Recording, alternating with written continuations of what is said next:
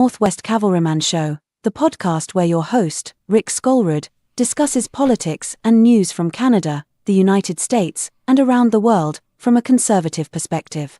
Warning: professionally offended people and liberal crybabies may be triggered. Viewer discretion is advised. While we put the finishing touches on this podcast, you are invited to visit the show notes. There are links to all of Rick's social media, including his website where you can sign up to take the Canadian Firearms Safety Course, which is a prerequisite for obtaining your Canadian Firearms License, also known as a PAL. Rick teaches these courses in Maple Bay just east of Duncan on Vancouver Island, British Columbia. Now here's your host, Rick Skolrud.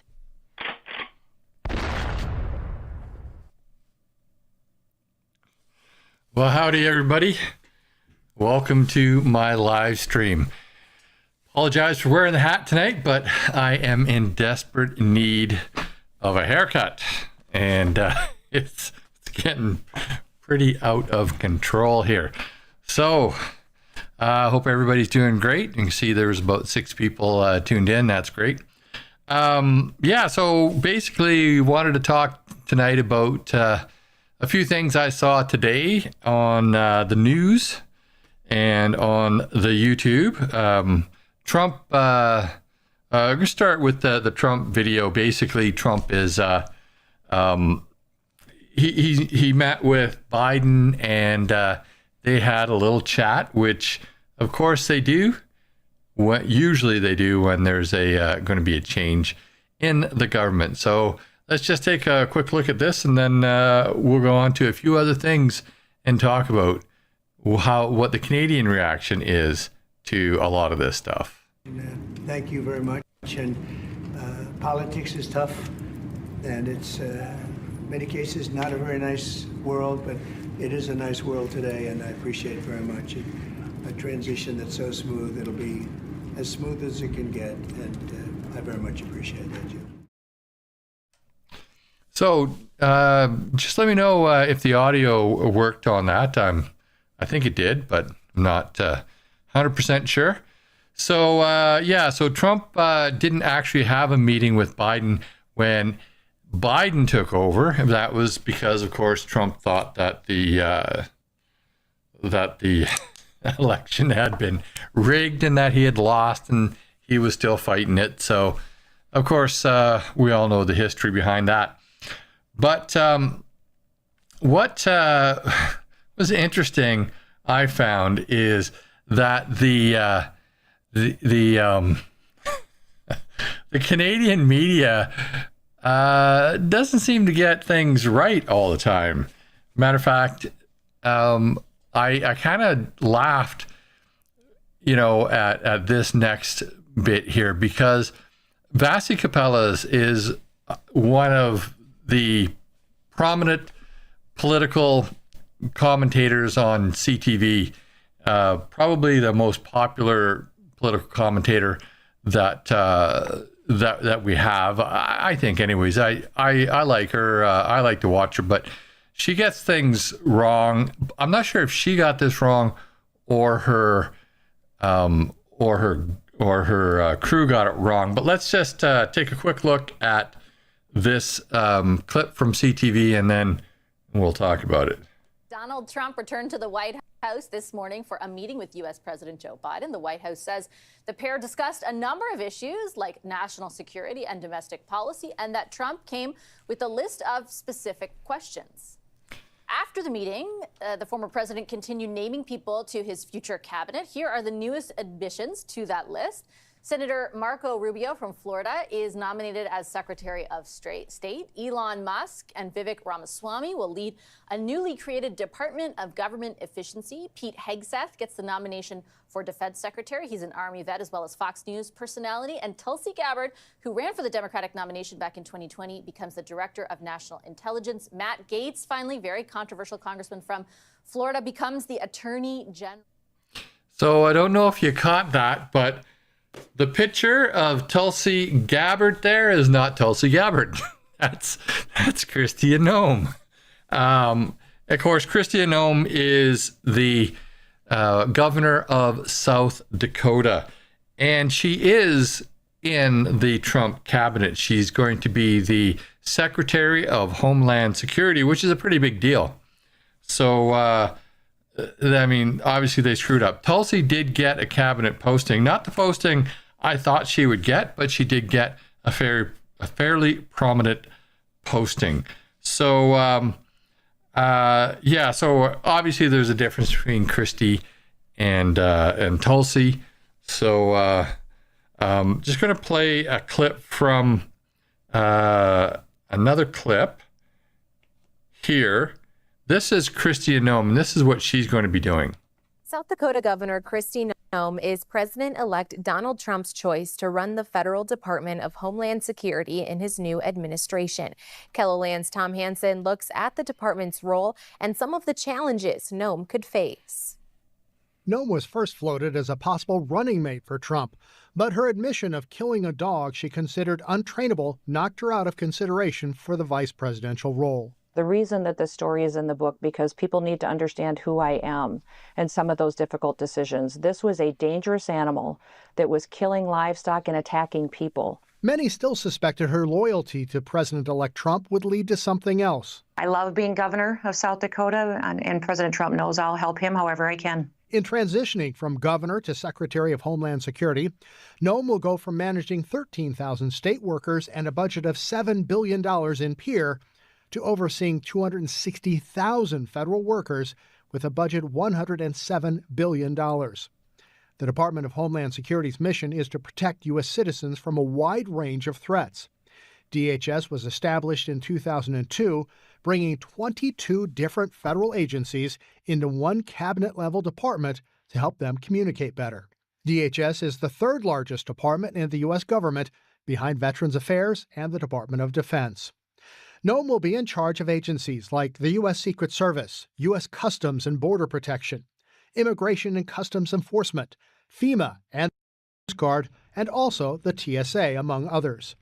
Noem says Trump wants to uphold the law and make sure people are held accountable when they break it. He wants to bring some integrity back to those organizations, and that's exactly what he'll do by picking the right leaders to be in charge of it and do exactly what the American people want. Noem has long complained about problems at America's southern border, sending National Guard troops to Texas multiple times. Now she will be one of the people in charge of securing that border. So that, of course, is Chrystia Noem, the governor of South Dakota. She will, of course, be resigning as the governor so that she can take over Homeland Security. She won't be the border czar per se, but she will, the border czar and her will work together. Of course, because the border comes under Homeland Security. So there's that. Tulsi, of course, is a very popular ex-Democrat, and she is going to be the director of national national intelligence. I believe it's national intelligence is what she was named as, and that I think it's really a really good choice. I would have liked to see her as the Secretary of State. I thought that was a good choice, but he named Marco Rubio Secretary of State, which Marco Rubio is a bit of a pit bull. So we'll see how that turns out. Apparently, he's not even allowed in China at the moment. He's been banned from China. So that's going to be interesting. I think that obviously that will change. But I heard that on the news today. Don't quote me on that. I don't know if that's true. I just heard it on the news. So that's very interesting. So to give you an idea, I've got a couple of clips here of Tulsi, but I'm going to play one from I like this show. I don't know if you all seen it, but it's from Sky News called Lefties Losing It. And yeah, let's play a clip from Lefties Losing It. Best Trump's election thus far. And it's a woman who not long ago was running to be president as a Democrat. But the Democrats didn't want her She was too honest, too normal, too patriotic. And let's not forget how she ended Kamala's first run to be president. She put over 1,500 people in jail for marijuana violations and then laughed about it when she was asked if she ever smoked marijuana. She blocked evidence. She blocked evidence that would have freed an innocent man from death row until the courts forced her to do so. She kept people in prison beyond their sentences to use them as cheap labor for the state of California. And she fought to keep cash bail system in place that impacts poor people in the worst kind of way. Kamala never recovered. Yeah, so bit of sarcasm there, Mother. What does Secretary of State do? Well, the Secretary of State is kind of like the Minister of Foreign Affairs, only important. Yeah, actually, the Secretary of State in the United States is a pretty big deal. Probably, it's actually in the line of succession should the president become, incapable, and then the vice president and the Speaker of the House and whatnot. It goes down the list until it gets to, and Secretary of State is actually in that list. So Tulsi, great. I think a great would have been a great choice, but. I'm almost thinking that he put her in the position that she's in now because she's kind of a very popular person and may actually overshadow him, and I don't think he wants that, but that's just kind of a guess on my part. I don't know, but I think she will do well. There was other talk about her becoming the Secretary of Defense, but they did choose a very good person for Secretary of Defense. I was going to play that a little later, but you know what? I might just play that now because it is actually kind of funny. Just a second. Where did I put that? Hopefully I got it. Okay, yeah, here it is. Now to the number 2 selection, another pick that had the left losing it and beclowning themselves by slamming a man with superb credentials. It's Trump's Defense Secretary Peter Hegseth, first to the meltdown. He also picked, you ready? Co-host of Fox and Friends Weekend. Not even like regular. Weekend. Pete Hegseth. Yeah. Okay, Pete Hegseth. And he's picked him to be U.S. Secretary of Defense. Now, MAGA supporters and detractors are trying to figure out what? Because of this pick. Not a single MAGA supporter is trying to figure it out. You are projecting again, Whoopi, and learn to pronounce his name. He rates better than you, even on the weekend. And we can all say your made-up name, Karen. Yes, Whoopi's real name is Karen Elaine Johnson. But I digress. Let's get back to her bad-mouthing a veteran with an exemplary record. Is this the guy who's qualified to make decisions about the most powerful military in the world, who clearly does not know anything about the military? You know, and also I feel insulted. I'm a morning TV host, and I've been here the longest. Yes. Where's my ambassadorship to Italy, Donald? Such miserable fools, and they weren't alone. Here is Democrat Elizabeth Warren, Pocahontas, having a go. She wrote, "A Fox and Friends Weekend co-host is not qualified to be the Secretary of Defense. I lead the Senate Military Personnel Panel. All 3 of my brothers served in uniform. I respect every one of our service members." Then you need to apologise to Pete Hegseth, who is not only a veteran with 20 years of service, but a double Bronze Star recipient, and is also an Ivy League educated Harvard, Princeton. The folks who are celebrating these appointments have a problem with Pete Hegseth because he transitioned to the media. Would they prefer if he transitioned to a they-them? I'm sure Pete Hegseth won't be okay with Chinese spy balloons floating across the country, or the botched withdrawal of Afghanistan, and then the killing of an innocent Afghani family in a botched revenge operation, he is ready to clean up the mess. Well, first of all, you got to fire, you got to fire the chairman of the Joint Chiefs, and you got to fire this. I mean, obviously, you're going to bring in a new Secretary of Defense, but any general that was involved, general, admiral, whatever that was involved in any of the DEI woke, it's got to go. Either you're in for war fighting, and that's it, and that's the only litmus test we care about. You got to get DEI and CRT out of military academies, so you're not training young officers to be baptized in this type of thinking. And you have to reestablish that trust by putting in no-nonsense warfighters in those positions who aren't going to cater to the socially correct garbage. So that is the new Secretary of Defense, and I think he's a good choice. But what I find hilarious is that, well, first off, Rita Panahi, I think that's how you pronounce her name, from Sky News. She is just hilarious. I think she's from Iran originally, and she just tears into liberals and lefties, and she is just so funny.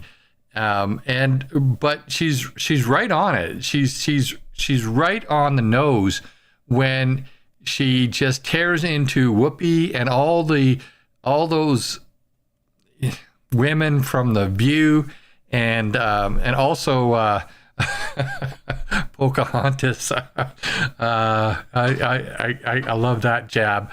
Elizabeth Warren has probably less native DNA than I have, and I mean, I got a little bit, but I've got like practically none. So I mean, but she claims to be native. So anyway, this guy's got like 20 years of service, has been in war zones, has 2 Bronze Stars, has, they just skip right over that. They don't care. They just start trashing him. I think he's a good choice. Would Tulsi have been a good choice as well? Yeah, but I don't think she would have been as good as him, because, he's, I think he's actually seen battle. She's been in war zones, but she was in support. Not to take anything away from her. I like her. I think that she's awesome. She served her country, and she's going to do well in the position that she's in. But to get back to her, I just want to play a little piece from Jessy Waters on her again, and then we'll move on to. Actually, we're going to move on to, after that, one of the funniest clips that I have tonight. Here now, newly nominated Director of National Intelligence, Tulsi Gabbard. Well, first of all, congratulations, Tulsi. We're all very proud of you. Take us into the room or the airplane when this was offered to you. How did it go down? We had a great conversation and talked a little bit about the work that needs to be done. And I was grateful and honored to accept President Trump's offer to serve our country and support his objective to defend the safety, security, and freedom of the American people as the Director of National Intelligence. How do you think foreign capitals are taking your nomination and the nomination of other people in the national security apparatus? It's a good question. I think President Trump has already shown how active he has been in not waiting around for day one on January 20th or 21st, but he's already leading. He's already engaging with so many of these world leaders around the world on the phone constantly. And he's showing the kind of leadership that the American people voted for. So that, of course, is Tulsi. And I'm a huge Tulsi fan. From the moment I saw her debate Kamala back in 2020, I thought, wow, this lady could be the president someday. She's very well spoken, I think. I know a lot of people have their doubts about her. I'm not sure why. I've never seen anything that brings up an alarm for me, but I have heard some people say some things, but that's, you're gonna see that. Before we get on to the Canadian news, which I want to get on to, I want to play this one clip that I found to be hilarious I apologize if it offends anyone, but it's just a very hilarious American thing that somebody would say. At number 4, we have possibly the selection that has had the biggest reaction, the biggest freak out from the left, and that's Matt Gaetz as Attorney General. Here is some of his finest work. Like, why is it that the women with the least likelihood of getting pregnant are the ones most worried about having abortions? Nobody wants to impregnate you if you look like a thumb. Is it safe to say that based off of your comments, you're suggesting that these women at these abortion rallies are ugly and overweight? Yes. What do you say to people who think that those comments are offensive? Be offended. Actually, that was the first time I'd seen that tonight, and I had to put it in here. I hope it doesn't offend anybody, but I just thought it was hilarious. I mean, it's just funny. I just thought it was funny. So anyway, yeah. But getting back to what the Canadian news thinks, and it's really, really quite bizarre. But let's play a clip from CTV again. And here's where Vassy kind of really lets me down with some of her comments. And but there is something that is brought up here, which I think bears talking about. So is Canada ready to work with Trump's new team, or what we know of it so far? Let's bring back the front bench: Saïd Selvam, Jamie Ellerton, Carl Bélanger, and Hannah Thibodeau. Hannah, I'll start with you. What sticks out to you? I mean, like, I've been listening to all this strategy discussion, Are these is this Matt Gaetz, Tulsi Gabbard picked to sort of make others look less wild by comparison? Is this just what, as Rob Benzie calls it, like just one giant troll, like let's troll everyone exercise? Like what's your take on this cabinet so far? I like the Benzie one. That's pretty good. But these are Trump loyalists. And if you look at all of them, they pretty much all are talking about immigration. You asked the question in your intro there, is the Canadian government prepared to handle this government? I want to tell you a little bit of inside information that I've been hearing. And we know that the cabinet shuffle is coming soon because there are cabinet ministers that have stepped down. What I'm hearing is that Chrystia Freeland is going to reprise the role in foreign affairs, probably. I'm going to add the word probably in there because you never know, things can change. And what wouldn't surprise me is that it would likely be wise for them to bring back and put together the team that helped renegotiate NAFTA back 2.0, so CUSMA. So these are the types of things I'm hearing. But I also know that Trump is not a fan of Freeland whatsoever. However, they are ready to go tete-a-tete with the Trump administration, especially when it comes to renegotiating the 3.0 CUSMA. So just keep an eye on that as we start to see the rumblings of how the Trudeau government is going to handle this. Because also one of the other things, if you look at all of these, I think all of them, these appointees, there are very few Canadian allies, or Trudeau allies, should I say, in the Trump appointees. They have all said harsh things about our prime minister.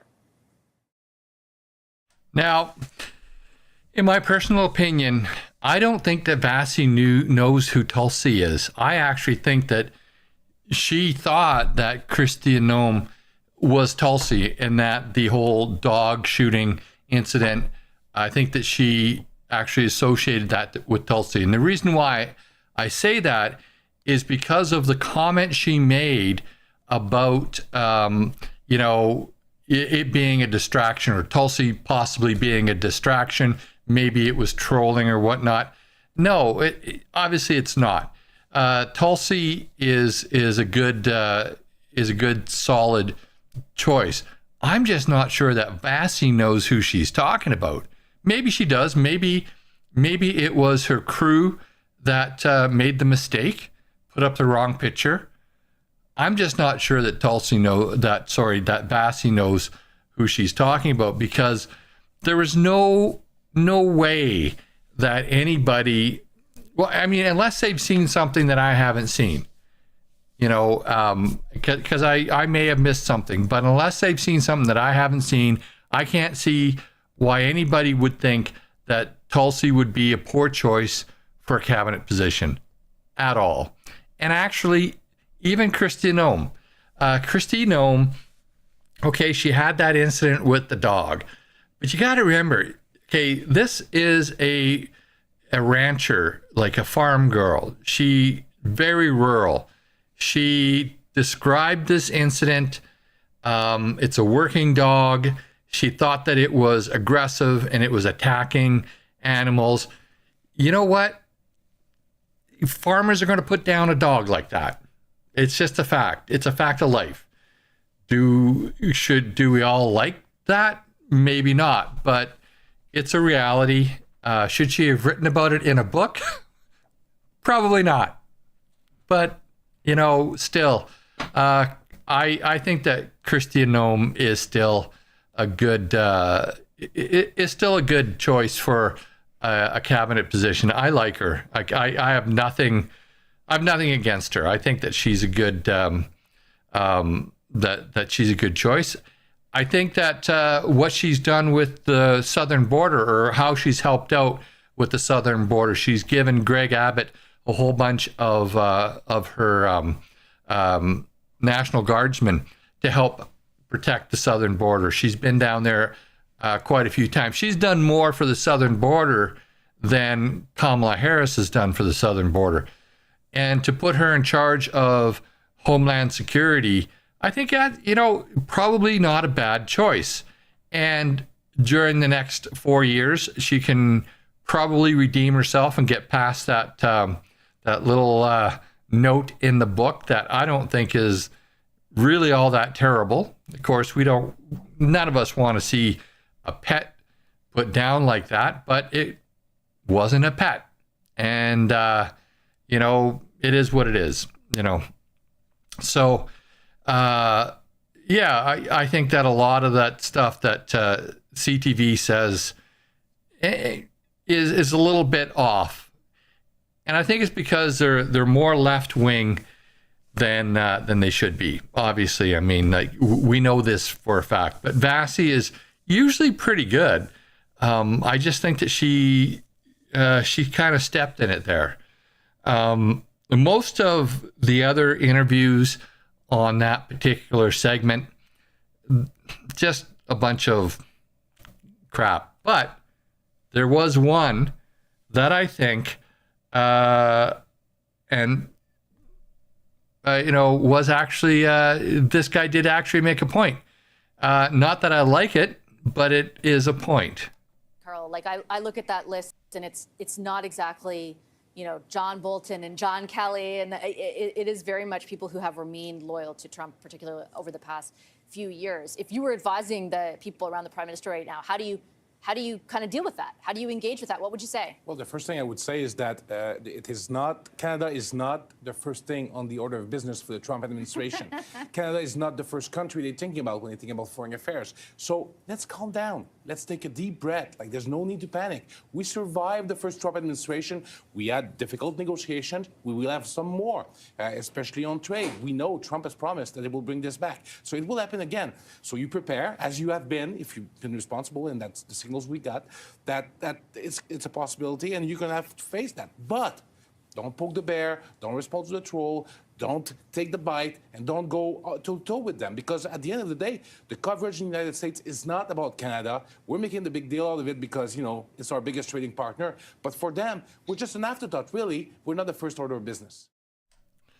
That, I don't like the fact that we are kind of, an afterthought, but really, we're 10% of the population, and our GDP is in the toilet. We don't have a lot to offer right now under the Liberal government, except for maybe a chance to renegotiate for Trump and get a better deal. This guy, I hate to admit it, but he's right. We are an afterthought, and we should, I think a lot of especially the pundits, from the media, they should really take heart and realize that, we got to get our own house in order. But to complain about Trump is kind of useless.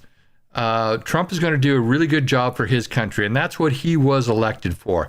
He is not elected to do anything for any other country other than the U.S.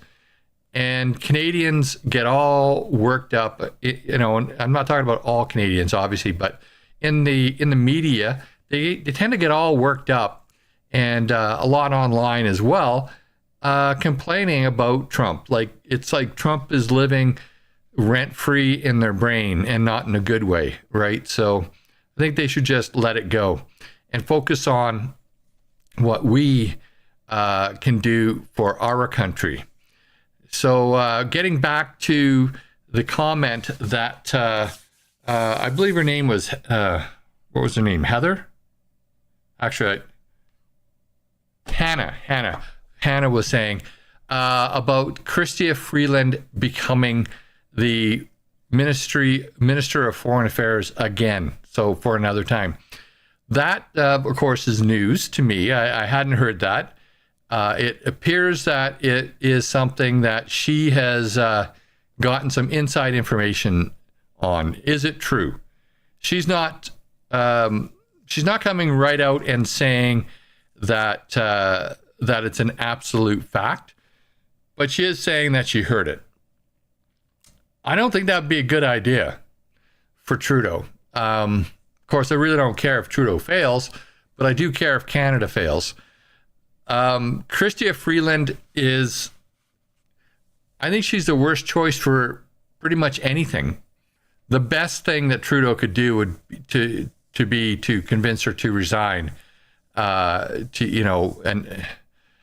she's a terrible finance minister. She's a phantom finance minister. I don't really recall much of what she was doing when she was the Minister of Foreign Affairs. So I can't say too much about that. I do know that she was a real, I don't want to say the word, but it rhymes with female dog. When she was negotiating with Trump the first time, she was pathetic, and she talked very demeaningly about him. It's no wonder he hates her. That's no way to negotiate with somebody, to be that aggressive. And Trump, Trump knows how to negotiate. He wrote the book, right? The art of whatever, the art of the sale, the art of the negotiation, or something like that. I haven't read it, obviously. So I think that Trudeau does some pretty dumb things. Would he be dumb enough to put her back in that position? I don't know. Maybe. I don't think it would do his government any good. Would it do Canada any good? I don't know. I don't know if you've noticed, but last week, and I believe the week before, when I was watching Question Period, Freeland was never in the House when Trudeau was. She was in the House when Trudeau wasn't in the House. But they were never in the House together in the last 2 weeks. Or at least I don't recall them being in the House in the last 2 weeks. Now, there could have been a legit reason for that, but I'm wondering if they're on the outs. I'm wondering if something's happening there. Maybe, maybe not. I don't know. But I don't know. I just don't. I can't see that being a very good choice, personally. But then again, Melanie Joly, what? She got her job on her looks. I apologize if that offends anybody, but there is no way she got it on her smarts. Just like Justin Trudeau. Justin Trudeau, he got a lot of people voted for him. A lot of ladies I know voted for him because of his looks.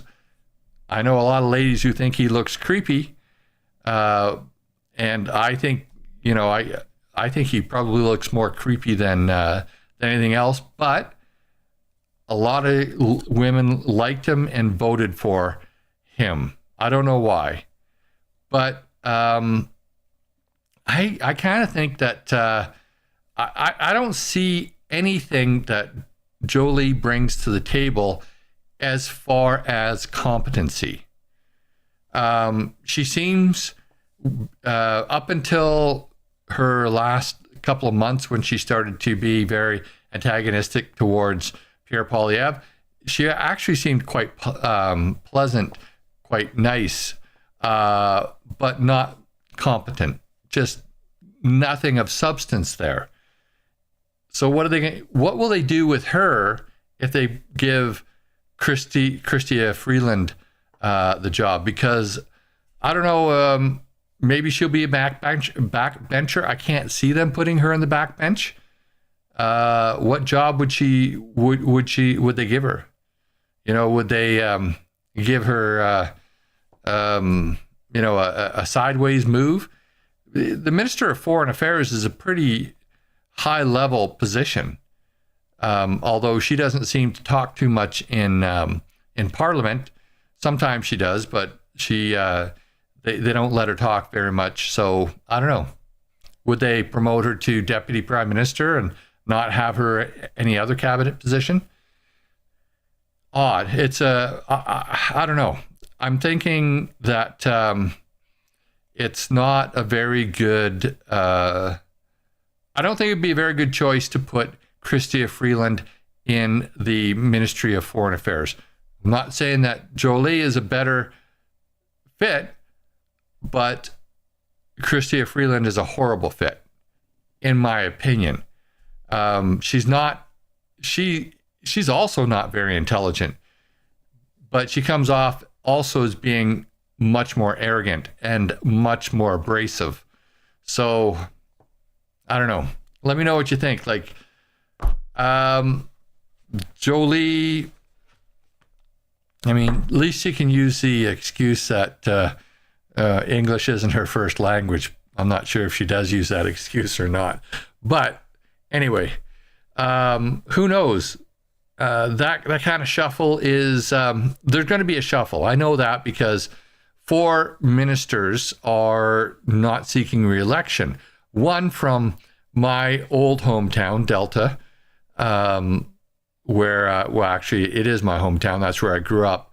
But I live on the island now. So, yeah, I don't know. Like, what are they going to do? Would they give Jolie one of those positions?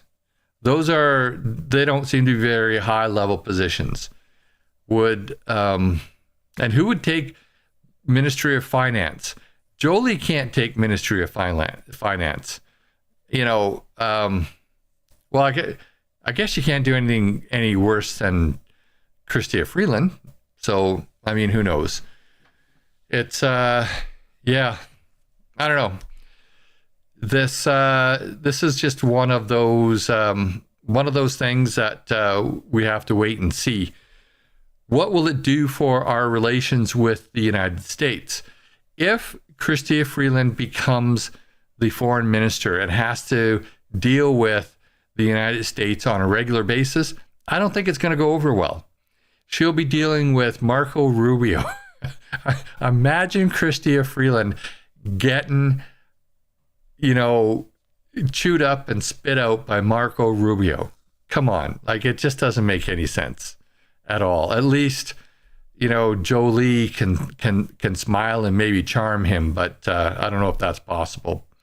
Yeah, who knows? Yeah, so that was pretty much my my talk tonight. I thought that actually thought that I would be getting a little bit more out of this. I you know, had a few videos. But what do you guys think? Where should Chrystia Freeland? What do you think about Chrystia Freeland revisiting her role as foreign minister? Is that something that is is reasonable. I don't know. I just don't see it. I think that she's a failure in what she's done, and she's a failure in what she's doing. Why would you re-give her a high profile role like that? That's just my kind of opinion. So I'm going to, I've been kind of keeping one eye on the chat, but I'm going to go back and see if I missed anything, bring up anything to talk about. So it looks like, hope the audio was good. Dana, how you doing? From Dana Henry from Jarvis, Alberta. And Ken Paisley from Pender Harbor. Pender Harbor, are you on the West Coast here, or are you is that on the East Coast? Because I know we do have similar names, and sometimes we recycle the names. But yeah. Paul, of course, he tunes in all the time. Nice to see you here. Oh, she is Secret Service. Yeah, okay.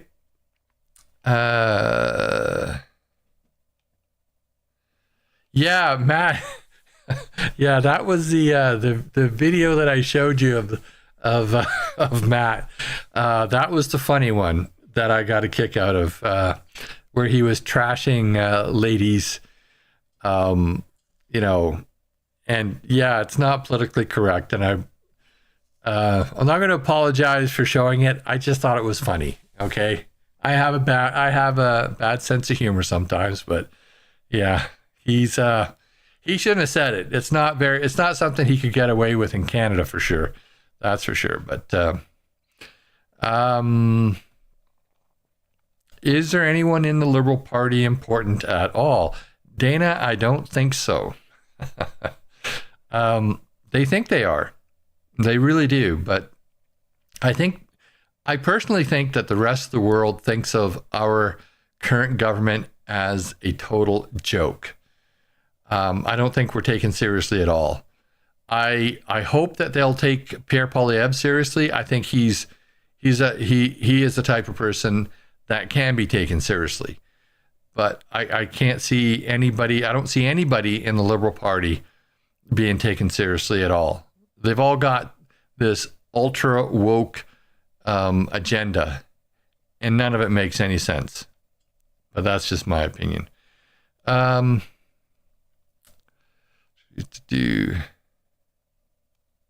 Yeah, so I think Mother was talking about Whoopi Goldberg when Whoopi Goldberg comes on. Was she going to move from the States? Hopefully she won't come to Canada if she does. But Trump isn't president yet. He's just president-elect. So you never know. Maybe she will. But it just shows how stupid they are, right? They start trashing the newly named Secretary of Defense and not knowing anything about him. They don't even know his name. So, he's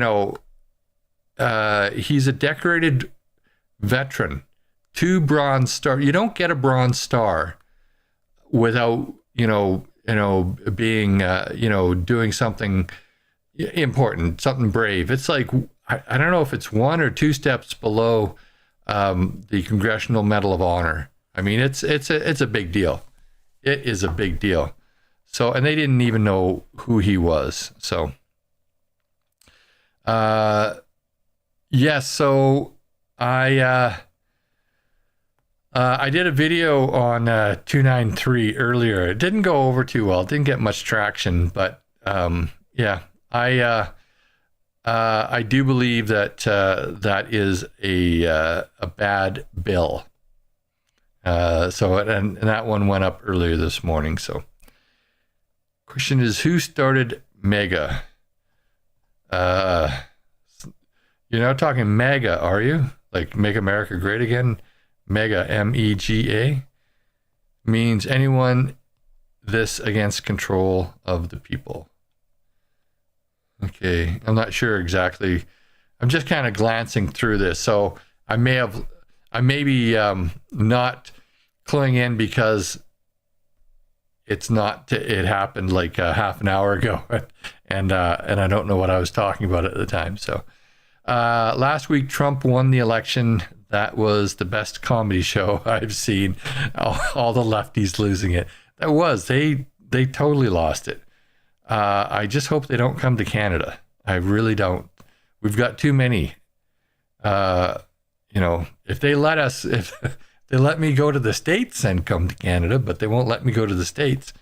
I'm not banned from the States, but I don't have any reason to be allowed to immigrate there. I'm retired and I don't have millions of dollars. So, I do, Paul, I do like, his picks for his cabinet as well.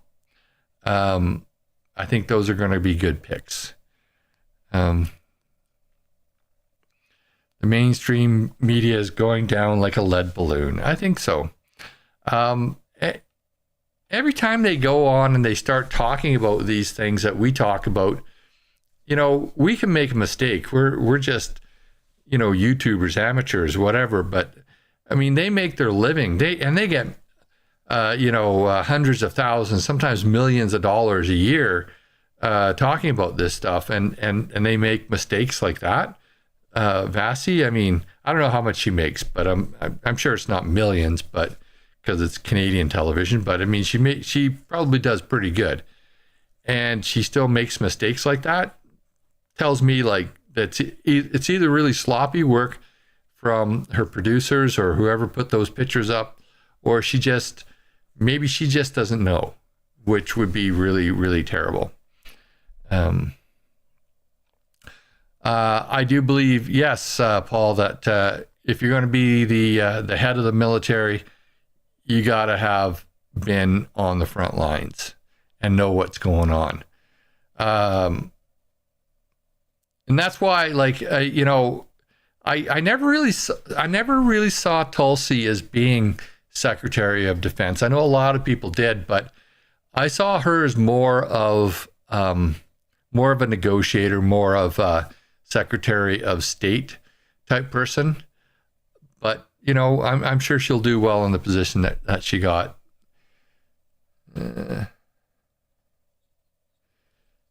Vassy has dropped the ball in a few interviews. Yep, she has.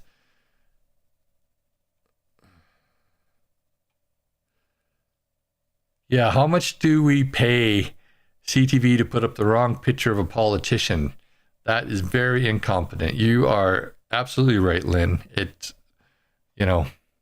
and it's really odd that on a political show that they would do that, because both of those people, both Tulsi and Noem, are big name politicians in the States. Everybody knows who they are. So for them to do that is just, it's just bad.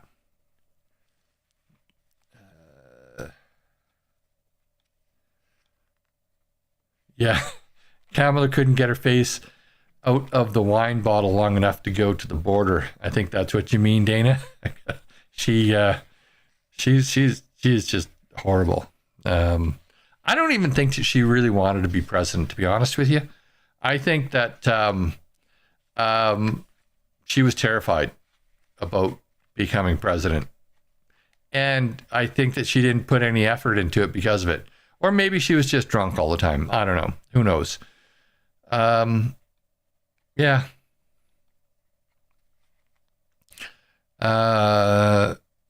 Carbon tax Carney is and Freeland are destroying the economy. He's our de facto finance minister at the present time. I mean, she's not really doing anything. I don't think, but I don't think she ever really did anything. Jolly jumper. We won't go there.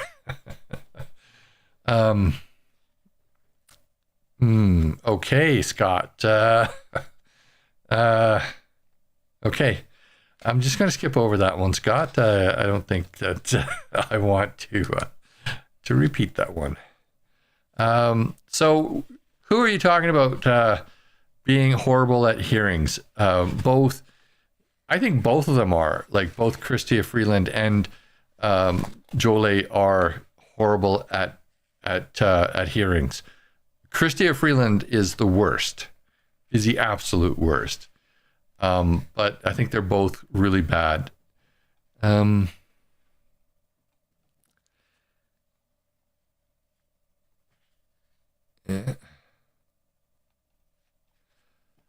Yeah, I like Jolie more than Freeland as well, but that's just because she's got a more pleasant personality. She's not bad to look at, but she's still dumb as a stick, and she shouldn't be in the position she's in.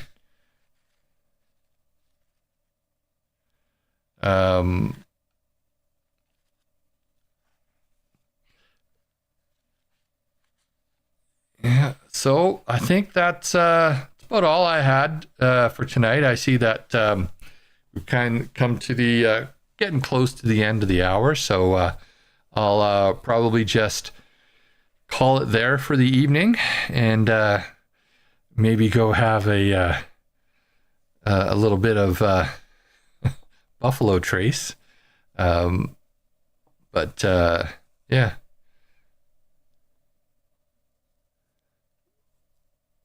Yeah, Pierre is the epitome of what he is showing us of who we are as a nation. I think that's true. I think that he can get us back to being where we need to be. Anyway, thanks for joining in. I hope you've enjoyed the live stream tonight. If you have any thing that you would like to talk about, maybe for next week, or on a video, let me know. I'm always I do read all the comments. I don't comment on all the comments or react. Some of them I'm not a bad joke about knees. Sometimes I want to make sure I don't comment on things that are going to get me kicked off of YouTube. Let me just put it that way. But I do read all the comments. Put a comment down below, and let me know what you think about any of the stuff that you see on the channel, any of the videos. And again, if you are on the West Coast, the Wet Coast, and you want your Canadian firearms license, you need a course. I teach them. I'm on the island, so and you do have to attend in person. There are links in the description of this video and all my videos to my website where you can sign up for that course. I'm going to have one in January 18th and 19th. I hope to have one before then. But if any of you are in the area and need a course, want to take a course, look me up. But other than that, I will see you next week, and have a great weekend, rest of your week. You've been watching the Northwest Cavalryman Show. Thank you for tuning in this evening. I hope you've enjoyed the content. Don't forget to like and subscribe, and share with your friends and on social media. May God bless you. And if you're a liberal crybaby, bless your heart. Have a great rest of your week, and we'll see you next Thursday.